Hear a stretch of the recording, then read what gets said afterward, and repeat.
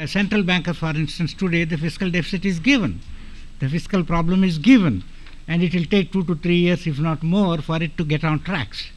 So what should we do? In other words, in the package of policies, there may be a policy which has to take additional responsibility to provide a cushion.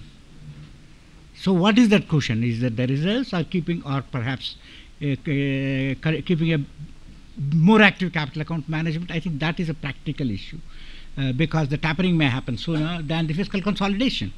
When the tapering happens, or whatever it is, there will be a lot more problems of coordination between the countries, coordination of policies, which was less of a problem at the time of the stimulus.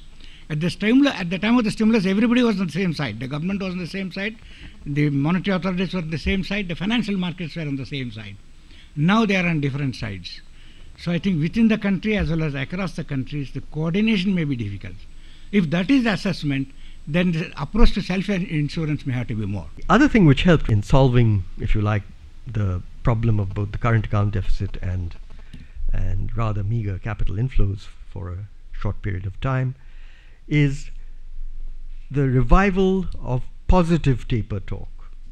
If you go back to the minutes of September 12 of the Fed and look at those, they're very soothing. If you like, the stylized, my stylized thing of what allowed India to come out of that crisis or quasi-crisis, at least in the short run, we are not out of the low growth and crisis, etc., was one, the FCNR swap, two, the restrictive policies on gold, both price and non-price, and three, the Fed essentially softened its taper talk stance.